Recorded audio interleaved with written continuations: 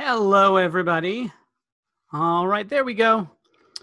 Took Zoom a second to get caught up with us as usual. We just move too fast, I guess, sometimes. I'm still watching everybody come filtering in, and I'm sure getting connected to audio and everything else. So I want to make sure everybody can come in and get situated. Just like in college, you had to come in and you had to find a seat. And while everybody is doing that, I just wanted to welcome you to our monthly training webinar. This month, we've got some great content for you as usual. And of course, we've got an opportunity for you to ask questions. I know those of you that have attended a lot of these webinars know sometimes I might take up almost too much of the time. I'm hoping we can allow some time for some great questions today. As we go through, if you do have questions, you can go ahead and send those in. So we'll get through a little bit of business here while everybody's still getting situated. So first things first, we are going to be recording today's session as always, and it'll be available on the Training Academy page tomorrow. That way you can share the replay with your team, or if there was something that you particularly liked, you can even go back and watch it again yourself. Now, because we are recording, everyone has been muted. I think we're all used to the Zoom world now, so we kind of get how that works. If you do have a question, though, and like I said, if it comes top of mind, go ahead and send it in. You can use the Q&A feature. Okay, just go ahead and look for that Q&A box. You can go ahead and type in your question. We'll hold all those questions until we get to the Q&A section of today's webinar, till we get to the Q&A portion. And that's when we'll go through all of those. But again, if you have a question, go ahead and ask it while it's still right there fresh in your mind.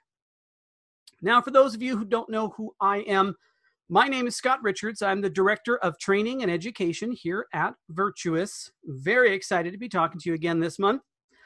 And as usual, we do have a pretty full agenda for today. Lots of stuff we want to cover. We always want to look at some of the latest features. We know we had a release just this week. There's new stuff. You guys have still probably just started playing around with some of that stuff. So we'll take a look at some of the custom reporting features, and we'll look at some of the new query features, and one in particular that I really want to highlight because I think it's going to be a game changer for a lot of people. And I wanted to make sure that everybody, no one's sleeping on this as far as the query tool is concerned. And then we'll dive into our featured content. So today we are talking about managing your major gifts pipeline. And in Virtuous, the form that takes is gift asks, managing the gift ask pipeline. So first we'll talk about why I want to use gift asks as opposed to, managing, say, moves on the contact record itself. We'll talk a little bit about the gift ask statuses and how you can manage those. And of course, we'll walk through some of the features of the pipeline together. And then we'll have time for questions, and then we'll wrap things up for another month here. Very excited to get started. So, of course, first and foremost, we want to look at some of those new features, the latest developments in Virtuous. And so the first one we mentioned is the new custom reports feature. Okay, so we've always had the query tool. We've always had some built-in standard reports that are built right into the dashboard. I'm sure those of you that have been using Virtuous for a while have some that you use regularly, like the project summary, right? The 13-month donor health report. There's that bad boy.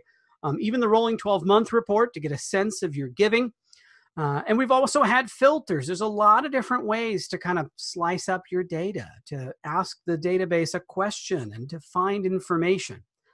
But now we've got our new custom reporting feature. And to get there, we're going to use the new navigation that we have for our more tools, as opposed to just the settings. We can go up here directly to reports. Now, you can use this method to get to the report screen. You can also use the reports drop down that you already know and love. There at the top, you'll have some reports that you may have marked as favorites. I've got a few. And then you can click View All, and that'll take you to that report screen as well. So either way, whichever works best for you. From here, you can create new reports. So we've got 4 types right now: gifts, gift asks, pledges, and recurring gift reports. You can choose whichever one suits you best. And we can create a new report from up here, or I can click on the little plus to go ahead and create a report right there. Know that it's a gift report. Okay, and I can start by giving my report a name. So we might be looking at monthly donation.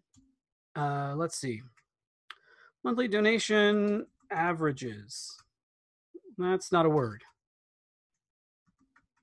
Okay, I promise. I know my typing is sometimes bad, but right now I couldn't see through my microphone. Okay. So we're going to look at monthly donation averages, and I do want to share this report so other folks on my team can see it. I can make a report private if I want to. Okay, and as part of the latest release, you can also do that same thing with your queries. You can have private queries, pretty cool. And then it asked me to choose a graph, right? So the big difference between a query and a report, right? A query is, again, it's you asking a question of the database. Hey, I want to go in and get a list of X. Maybe it's donors who gave to a certain project or whatever it is. I want to ask the database a question and I want to get that raw data. But a report is different. A report is saying, hey, I'm glad you have my raw data, but I want to make sense of it now. I want to do some analysis. I want it to tell me a story about what's happening. So I could build a query and find all the gifts so far this year, but I could also build a report. And I could use that report to tell me about the gifts I'm receiving this year. What's the average size, looking at it on a monthly basis, which is what we're going to do here. For example, I want it to be broken down by type. I want to look at the average gift size by gift type, right? To see, are our largest gifts coming in through checks, or are checks and credit cards getting pretty close together? What does that look like? I want the data to tell me something else. And so that's why charts play a big role in that. So I can select my bar chart, and now I'm going to configure really the data that's driving that chart, that analysis. And so first I can choose a way to group my fields. Now we already said we want to look at average donation size by month, so I already know. I'm going to group this together by gift month along the x-axis, and you'll see there's a little diagram, right? And that little diagram is there to help you know, hey, when we're talking about where this data lives, this is what we mean. It's going to be along the bottom of your chart there, right? And then down below, hey, now we're going to select a value that we're going to represent. And so we're talking about this value here on this axis of your chart. So you can use that as a guide as you're going through and building out your report. Now I could select multiple fields for my grouping. Here I'm only going to go with one for right now. And I do want to look at this by gift amount, and you can see that I have a bunch of different functions here. So I could get the totals, the sum, right? I want to get the average here. And then when I click next, I can choose what fields I want added to the table below. I'll still get all the table data, just like in our regular reports. And I can choose putting gift ID, gift date, the amount, whatever I want. And I can scroll or I can type ahead just like anywhere else. So if I wanted to find the contact ID and the contact name, I could do that. And then here, the big thing is I'm still going to use a query, and I'm going to use the query to set the boundaries on my report. Okay, so again, the query just asks the database a question. Show me all the records that match X. Now I'm saying, hey, give me all those records that match to X and tell me something about them. Okay, so I want to have a saved query. If you haven't built the query, there's a quick link here so you can go out and build it if you needed to. We're going to look at gifts year to date. Now I need a gift query. There we go, because I'm building a gift report. So I'm just looking at my gifts for the year to date. I can click save, and that's going to generate my report. It's going to show me the bar chart at the top of the screen. So there's all my averages. You can see we got a big gift here in October that's throwing all my averages way out of whack. There we go. Okay. Now we'll spend some more time on this actually in an upcoming edition of our training webinar, but I wanted everybody to just get a sense of how easy it is to walk through those steps and build those reports. Okay. Now the other big thing I wanted to talk about as far as some of the newest Virtuous features, I do want to take a look at some things that we did in the query tool. Now, as I mentioned, we have introduced the ability to come in and create a new query that is shared or that is private. So I can have just my own private queries. The team doesn't get to see those. Nobody can mess with my stuff. Now that's only an option when I first create my query. I can't go back to an existing query and take that query and say, hey, I want to take this public query that I've always wanted to keep to myself and I want to make it private now. Okay, I can't do that. I can't go back and change that. Now, if I wanted to, let's say this 5-year givers query here, that's always been available to the team, but I'd really like to have my own private query for that. Well, I can come in and make a copy of that query, and then I can make sure that the copy is not shared. So this could be 5-year givers private query. And I can make my copy. There we go. The criteria will stay just as it is. Okay, I don't have to do anything to mess with any of that. Great. But I can save it. And now I've got my own private version of that 5-year givers query. And I can even see right there, right underneath of the name, you can see the type of query, who made it, and you can see that this one here is private. Boy, my screen keeps bopping around, but there you go. Okay. So that's my private query. Now, the big thing I wanted to look at, though, is the ability to change the way that you nest queries using the new pass-through contacts option in the query tool.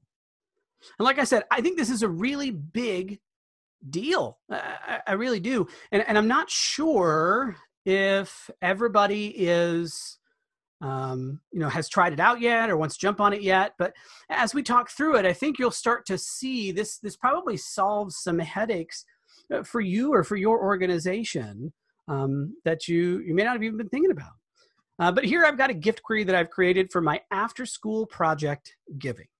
Okay, so just a regular gift query to find all gifts that have been made to this particular project. And in this case, I put a boundary on it. I'm looking just at the last couple of years. I wanted to make sure we had some data here in this sample data set. But this is just looking at all the gifts that were made to my after-school project.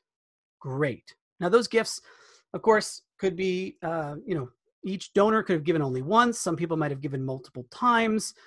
And so I might want to use a contact query to find all the contacts who gave these gifts. In particular, if I want to send some communication out to all of my after-school project givers to tell them, hey, here's the impact of your gift. Here's an update on the progress. Here's how we're doing. Or if I wanted to use automation to say, hey, if they're an after-school project giver, then I want you to tag them as giving to educational programs so that I can later on target them with some similar communication on similar initiatives. There's a lot of reasons why I might want to identify a group of donors based on just using giving as a proxy here, using their giving activity or behavior. So up until now, it's been pretty easy to find out the donors who gave to that project if they gave directly. Okay, so I could call this one my after school donors. Great. And I can go ahead and build this query out. And of course, I would use my contacts in that after school project giving query, right? And then when I view results, that'll show me all the contacts who have made those gifts. I've got 24 different contacts here who made direct gifts to the after school project. Now, that's fine, again, for sending communication to a lot of them. But if I have folks who have given via a donor-advised fund, if they've given through their family foundation, whatever it is, and I've got a pass-through giver on there, up until now, I couldn't get to that donor. For lack of a better term, get to them sounds a little violent, I guess. But now, I can say, hey, I'd like to see all of the pass-through contacts who are in my after-school project giving query. Meaning, I just want a list of who gave a pass-through gift to that project in the last couple of years. And then I can see the results there. Yep, small group, but there they are. Okay, so now I can go ahead and do exactly what I said. I can send that communication to talk about the impact of giving. I can target these folks in automations and workflows with email, with direct mail, whatever it is. And I can make sure that I am targeting not only the regular, quote unquote, donors, but also the pass-through givers with all of that communication. Okay, so I can get everybody who gave pass-through to a certain project, everybody who responded with a gift or a pass-through gift to a specific campaign, all kinds of things that I can do now that I can identify those pass-through givers on their own. And I can build queries where I can combine this criteria, right, to build an even larger query to get all of the donors and pass-through givers in a single query, right, simply by using an OR and saying that I want to get all the pass-through contacts in or the contacts in that after-school project giving query. Okay. And if I wanted to be able to tag these pass-through contacts, whatever it is that I want to be able to do, great. And I'm going to be able to find a way to target them. So like I said, I think this is a change that on the face of it is a single, query parameter. But I think it opens up a lot more possibilities for how you communicate with your donors, and especially how you can communicate impact to some of your key givers. And we know that those folks that give as pass-through givers, they have donor advised funds, they've got a family foundation or something else. Largely, they're going to be some of your best donors, right? So I want to be able to target those folks with communication. Okay. So there was plenty of other cool stuff in the last release, right? The ability to view and edit the pass-through or the nested query, to see where queries are being used in other workflows, the ability to include a secondary individual in a gift import. I mean, hoo boy, there was so much going on in there. So if you haven't had a chance to check it out, do check out the release notes so you can see everything that was included. And get to play around with some of those new features. Okay, so now, all of that said, I wanted to make sure that we had some time, like you do, to chat about our featured topic for today. So we want to talk about major gifts, and in particular, how you can manage your major gifts pipeline in Virtuous. And again, we're going to do that using the gift ask pipeline. Gift asks are your method for being able to track all those major gift solicitations. Okay.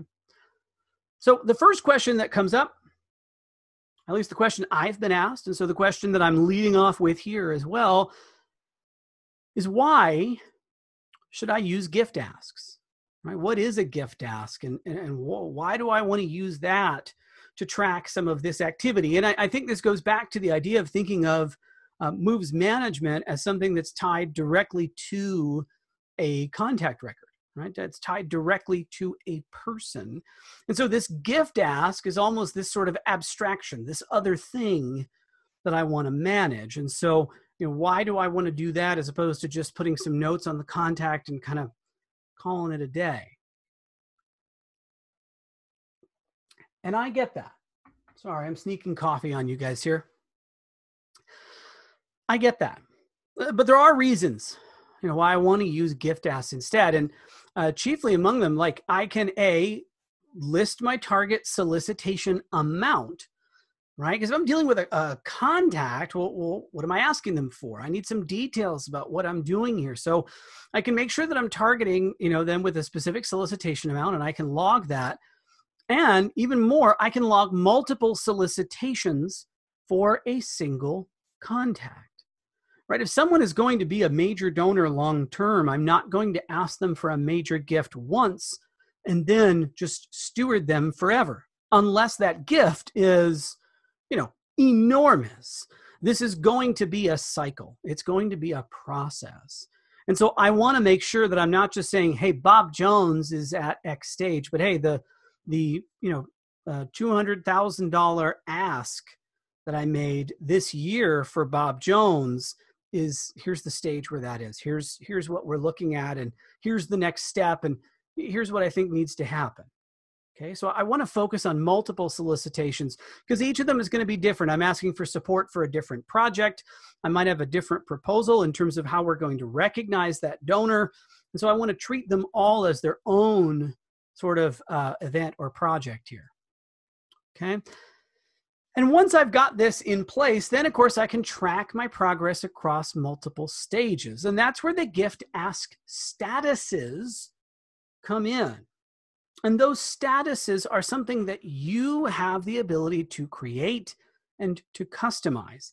Because while this is a process that, kind of cuts across the entire sector, how to reach out to and manage major donors and major gifts, everybody's got a slightly different vocabulary or way to talk about it or benchmarks for it and things like that. So that process, those stages are really going to be unique to you and to your organization. And we'll talk about statuses here in a sec. And the other thing, at least as far as Virtuous is concerned, is when I'm using gift asks and I have these targeted amounts, then I can start to create some accurate forecasts. And that's really the thing, right? I don't just want to be going out there and asking people for lots of money and hoping some of them come in. That's not really a strategy. And I want to make sure that, especially as a gift officer, since I'm going to be measured on achieving, hitting my mark, hitting my goal, I want to make sure that I've got a good forecast that tells me, am I going to miss the mark? Or am I going to hit my goal? Am I going to be successful?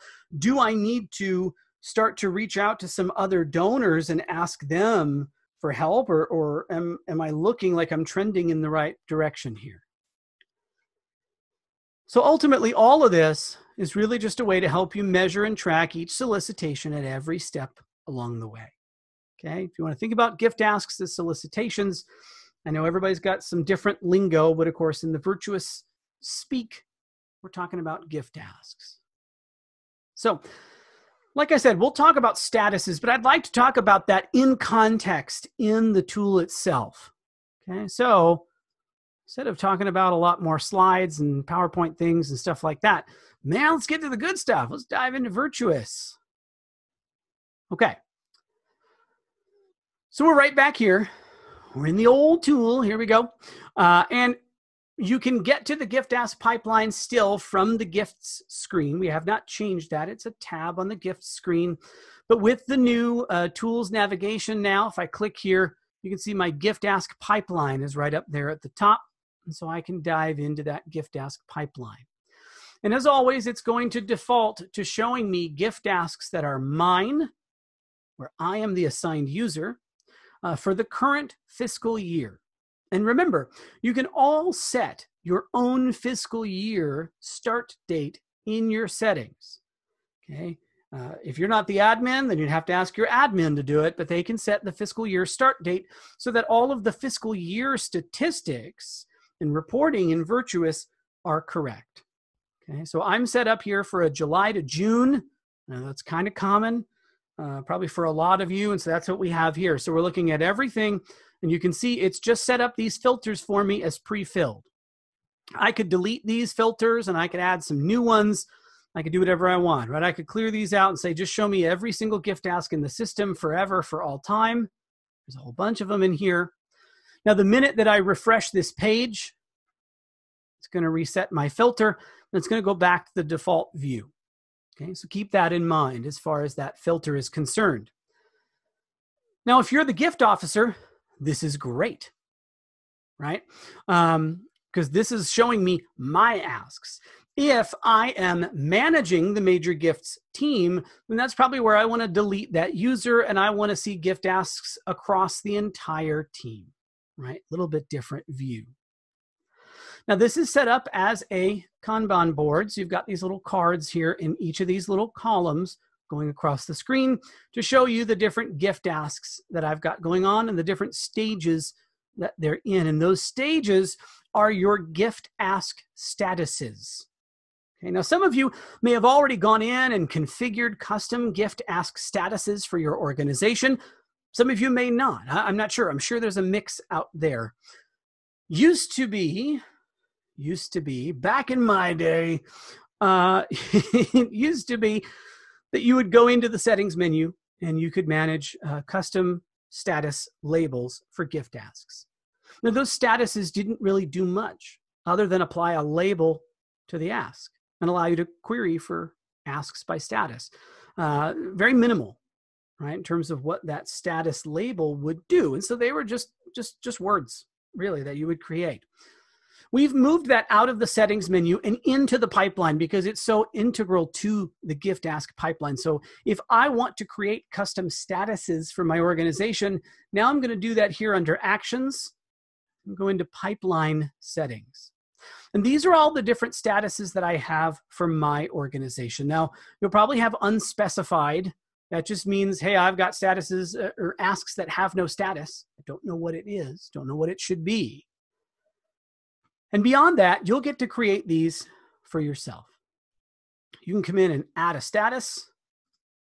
And when I do, I can give it a name. So maybe this is thinking about it.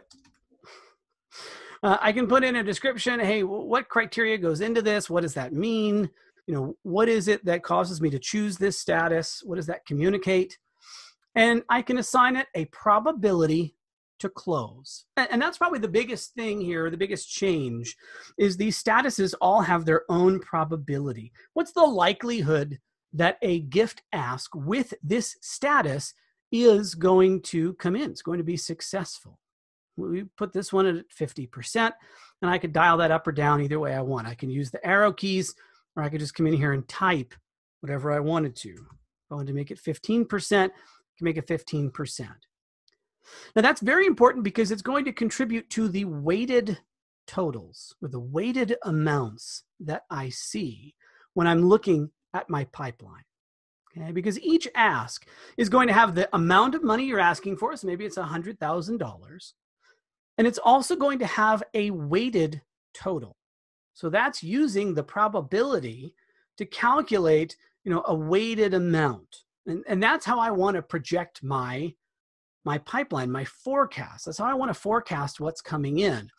Because if I said, hey, I've got all of these gift asks and they total up to $1 million, and I said, so my forecast is I'm going to raise $1 million, I'm probably going to be in trouble because not all of them are going to come through.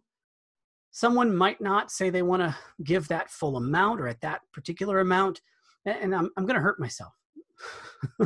So what I want to do is I want to use these weighted amounts. Because if my weighted amount based on probability says that I'm going to hit my number, I'm going to hit my goal or my target, then I feel much better. Right? And then if I do bring in even more gifts, great, I've gone over that number and that's fantastic. I've helped feed a lot more kids, right? Or get a lot more of them school books and other things that they need. Fantastic. So that probability is really going to be key. And then I've got my closure state over here. So you've got active, declined, and closed. Most of your closure states are going to be active. So most of these up in here, these are actually active, vast majority of them. And then you're going to want one of each, at least. One declined and one closed. Declined meaning they said, nope, I'm not going to give. Closed actually means yes, they're going to give. I close that. It's coming in. We're in good shape. Okay. Now I can have more than one, and I've seen organizations that do, right? Because a declined ask can actually have a couple of different flavors, right? There's a gift ask that's declined where, man, this was a hard no. They kind of hate us. I think we're barking up the wrong tree. Or, hey, they said no because we had a certain capacity number on them, and boy, were we wrong. So they're not really a major donor.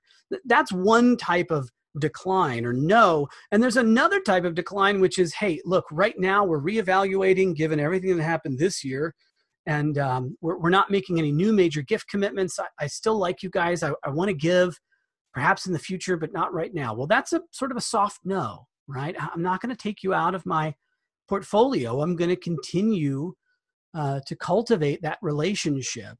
And I'm probably going to come back around to you. So I can have more than one declined state. I can even have more than one closed state if I really wanted to. Although, to me, Probably only want one, but I can have more than one of any of those.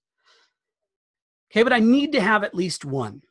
And if you come into this screen, let's say that you haven't used this pipeline yet, and you come in and you start to edit your status values. Here, we're not going to create thinking about it, I don't think.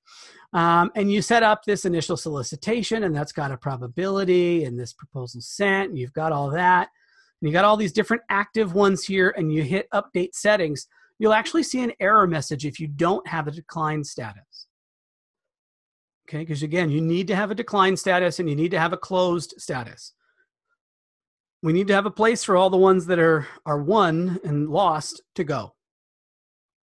Now, once I've done this, I also have little grab handles on here, and so I can reorder these statuses. Now, reordering the statuses, what that does is it actually reorders the columns when I look at the pipeline. So if I move unspecified to the end here, because that one is, hey, I don't know what to do with it, you can see unspecified gets shifted to the far end. Okay. Now, maybe instead, I want to see unspecified right at the beginning, because that means, hey, somebody forgot to update their gift ask accordingly, and I want to make sure so I can send them a strongly worded email. So I might keep that right at the beginning, and that way I've got my eye on that unspecified column. Now, as I move through, each of these columns has a header at the top that's showing me those two totals that we talked about. Okay, so I've got side by side my weighted total and my actual total for each one of these. Okay, so I really want to focus on that weighted total in terms of, you know, what I'm forecasting or what I'm planning on, but I know that my actual total, right, is going to be a lot higher. And you can see that in my stages here, as I move up, right, these get closer together, right, because those probabilities are going up, up, up, up, up. Okay.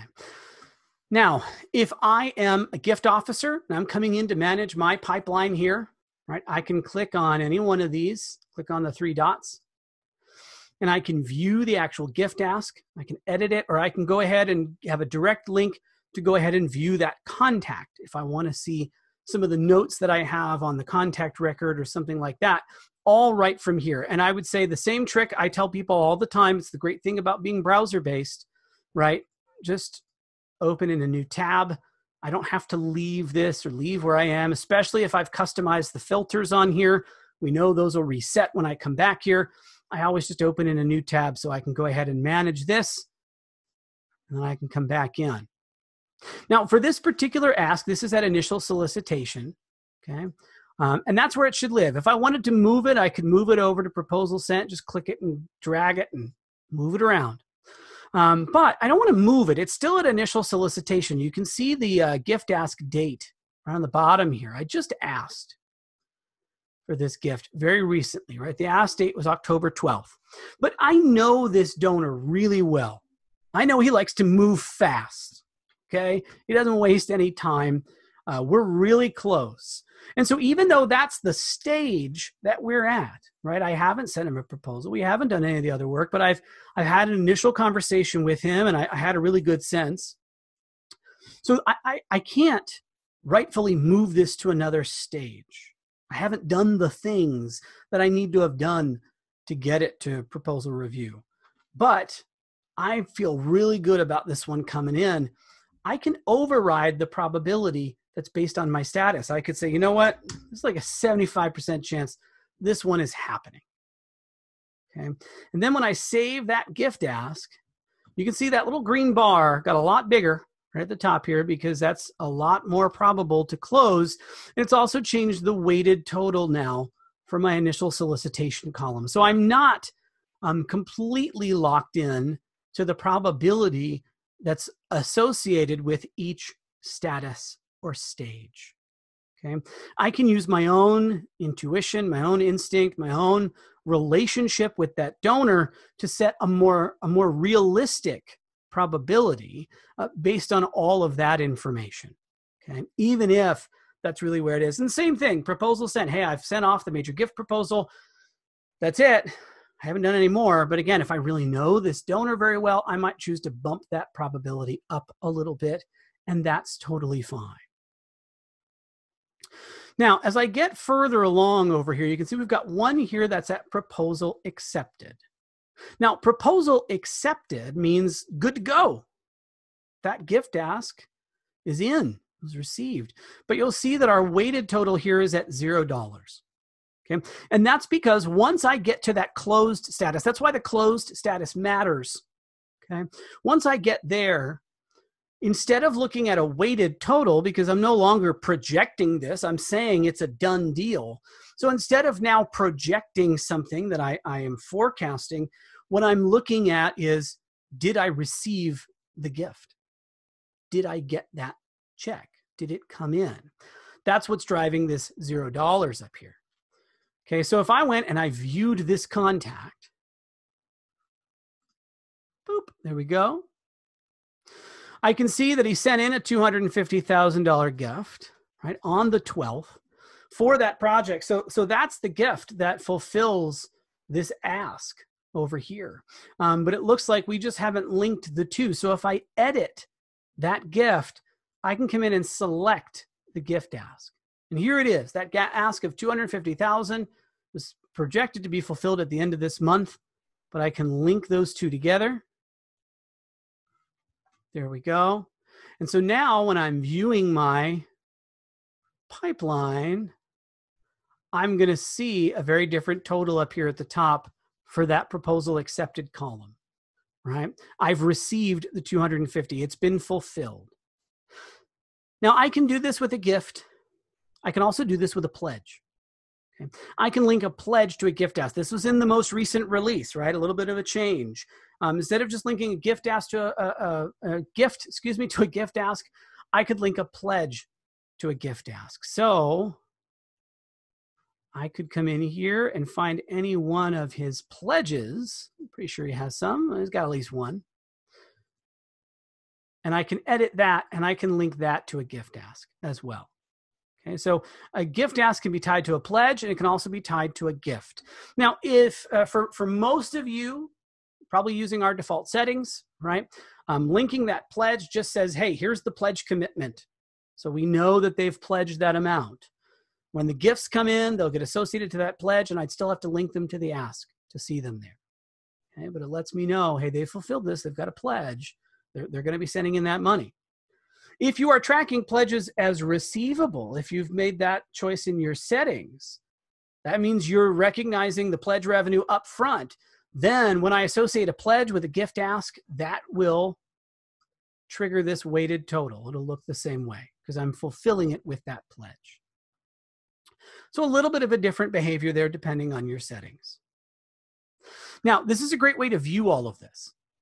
Right? So I can, if I've got my major donor, if I'm the MGO, I'm looking at everybody in my portfolio and I know who I've been cultivating and who's in stewardship and who's really ready for solicitation. I can map out the asks, right, based on their capacity and on their past giving and what we project that they could realistically give. I can set all that up for myself and I can create all those gift asks. And then I can manage those. So again, I can come in every day and see what's at each stage. I can take a look at Barry's record and say, hey, has he talked to somebody else? Has something happened? Did I miss a note on him? Are we ready to move him to the next stage? What's going on?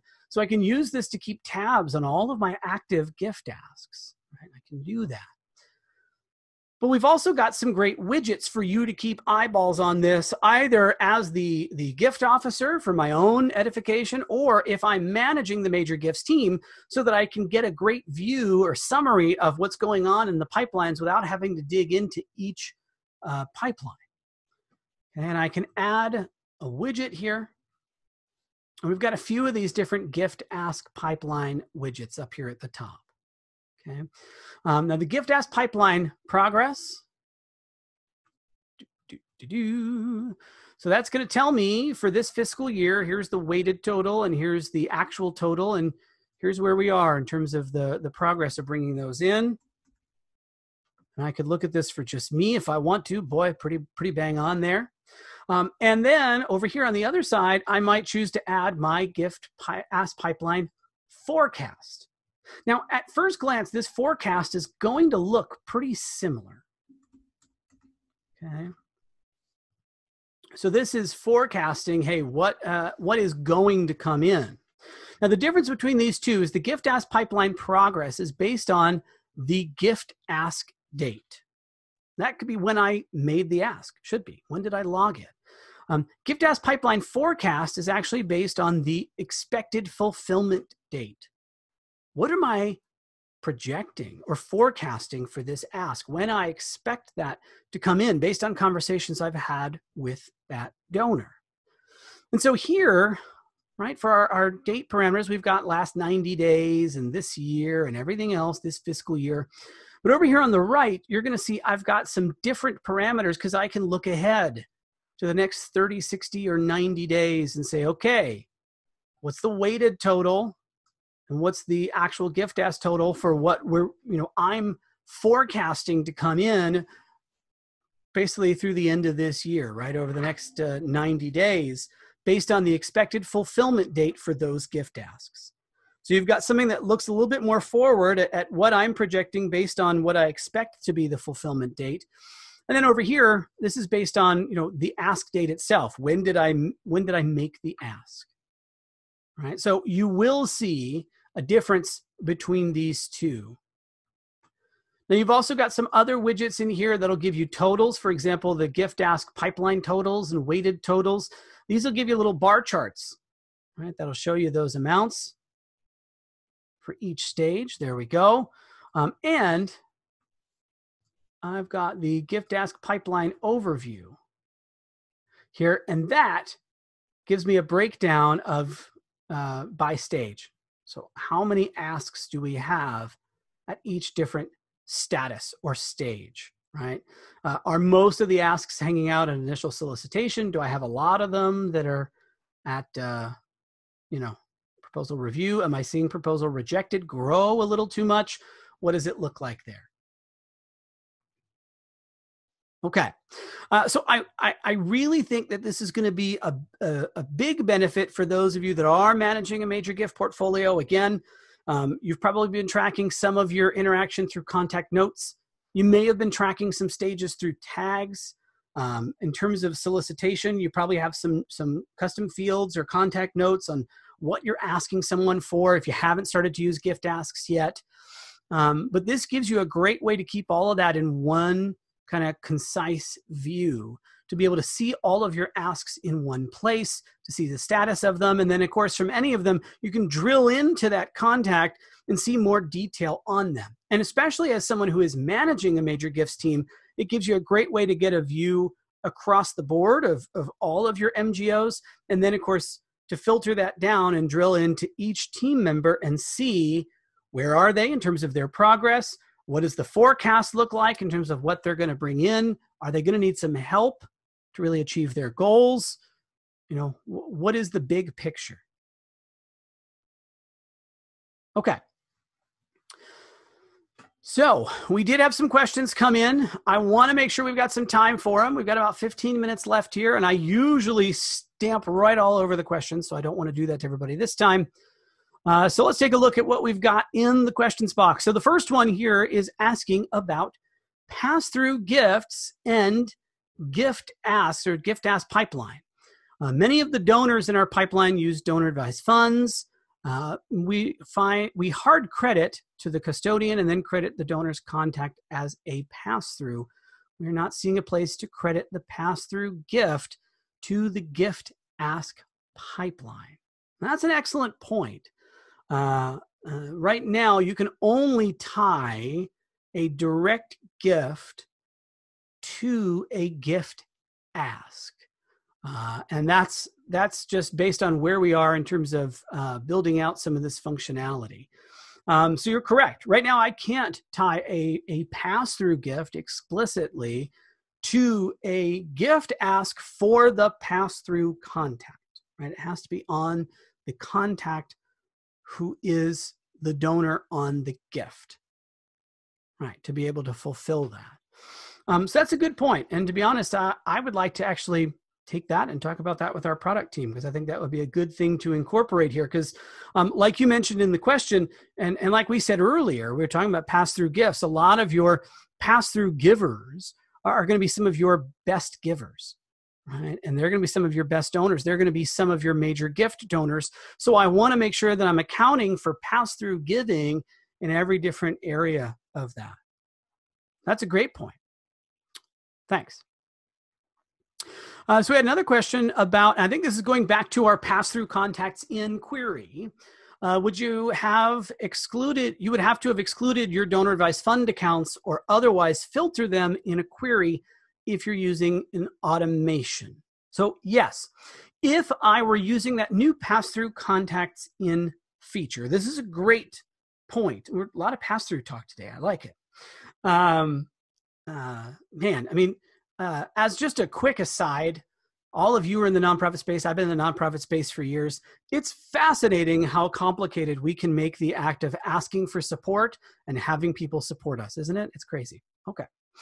But for pass-through giving, if you're using that pass-through contacts in, so the example we used, right? I want to get everybody who's given to our after-school project, whether they've given a direct gift or they've given a pass-through gift.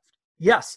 If I said, give me all the contacts in that gift query or the pass-through contacts in that gift query, that's going to include, you know, the Schwab Charitable, Fidelity Charitable, ABC Foundation, Community Foundation, whatever it is that was, you know, the hard credit on any of those gifts. And so the key there is, especially for those, you know, Schwab Charitable, whatever, you know, entities where they're not donors, they're not supporting you, but you've got a lot of donors who give through that as a donor advised fund vehicle.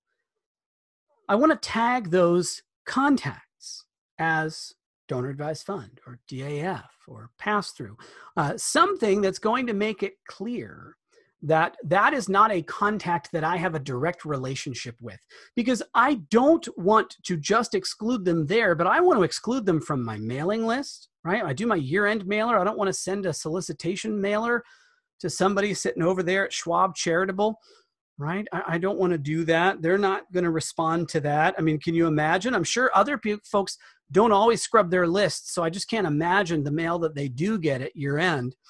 But I want to be able to exclude them from a lot of those types of activities. So having them tagged in my database is really going to be critical. And then, yes, when I build that query, I would want to say contacts in after school project givers and tag is none of donor advised fund, for example, or pass-through contacts in after school project givers and tag is none of donor advised fund. That way I exclude the Schwab Charitable and I get the actual person who directed the gift and I can communicate with them. So that's an excellent point. Okay.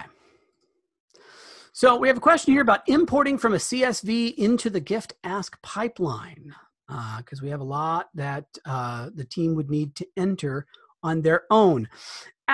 At the moment, no. There is an import for gift asks, but it is solely an import for being able to migrate gift asks that we use when we migrate from another database. And so that's based on a legacy contact ID. It's not something designed to import new gift asks to existing records. Right? The idea, at least right now, is that those gift asks would be created and logged by, you know, the contact owner, the person who manages that portfolio, as they're making each of those asks, or as they're mapping out their strategy with each of those contacts, because we know that major gifts is a high touch, right, sort of approach. I'm generally not doing that using the same sort of bulk tools and operations that I have when I'm doing some of my direct marketing, right, so my annual fund. Okay.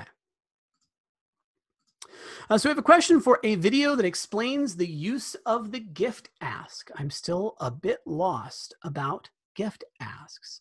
Well, again, as we mentioned earlier here, the gift ask is where I log my solicitation, right? That's where I'm going to log any ask that I'm making for a contact. So if, let's see, let me get a contact here. I don't know who you people are. We'll do this one. So let's say that these folks right in here, the Ryans that I'm looking at here, they are donors that are in my portfolio. Probably not, because Ralph is apparently deceased, but bear with me. Who knew? But so Ralph and Aaron Ryan are in my portfolio, right? I'm managing the relationship with them as major donors. And so I know that what they've given previously, and I know what their capacity is because I've searched them in donor search, and I've gotten an idea of what types of gifts they are giving to other nonprofits, to similar charitable organizations. And based on all of that, their history with me, their history with the organization, what I can see that they're capable of, financially speaking, I know that for Ralph and Aaron, I want to ask them for $10,000 this year, right? They're active major donors. They're routinely giving, and I'm going to ask them for $10,000 this year, just to throw out a number. So I can go to the giving tab on their record, right? And I can come in here and say, okay, we've already got some gift asks in the past here. They were smaller. Now I'm going to add a new one because I'm going to ask them for $10,000. And this could be a recurring ask. If I wanted to ask them for recurring support, I could log it that way. I know a lot of the major gift asks are going to be fixed asks. Okay, so you can switch to that. And then the ask date. So we're going to ask them today. You know, we're going to log this today. We're about to ask them for $10,000. And I know that they tend to move a little slowly. They like some time to talk about this and to talk to their accountant and whatever, based on all the other conversations I've had with them. So I don't expect this to come in by the end of the year. I think it's probably going to be more like mid-February before they actually say, yeah, we'll give you the $10,000. So I'm projecting it at that point in the future. I can put in any notes on this that I need to, hey, I know that they tend to like this type of recognition, or when I build the proposal, don't focus on our donor wall or whatever it is that I know about them. And I'm generally going to be asking for support for a particular project. This is not required. I don't have to have this. But I can pick a project that I'm asking them to support. I'm asking them to support my arts project. And then the team member who's logging this, it's going to be me, right? I might be stuck. We had the question, hey, can I import gift asks? So I might be the data entry person who's got to log everybody else's gift asks. I don't know. But here I'm logging my own. And I can set the status. So, hey, we're just asking them. We're at initial solicitation. We're at the very beginning of the road. I don't feel a need to override that probability. And that's it. I don't have anything to attach yet. When I do have a proposal put together and everything else, I can attach all of those documents here to keep track of it. But that's going to be my gift ask. So if I know I'm going to ask them for a major gift or a large gift, that gift ask, again, simply gives me a way to track, hey, Ralph and Aaron Ryan, I'm going to ask them for $10,000. And everybody else can see, oh, he's asking Ralph and Aaron for $10,000. And it looks like he's expecting that to come in by February. He's asking them to support one of the initiatives that's going on in the arts project. That way I can keep track of all those asks that I have out. I mean, it's just juggling a lot of balls, right? Even though this is a high touch thing, if you've got a sizable portfolio, it's impossible to think that I could keep track of everybody. So I want to have in front of me all of my asks, all my active asks. I want to see the status that they're at, and I want to be checking in on those regularly so that I can make sure that they are going to come in on time. Okay. But that's the idea with my gift ask. That's what I'm using it for. And again, we talked about this when we talked through the slide of, hey, why would I use gift asks?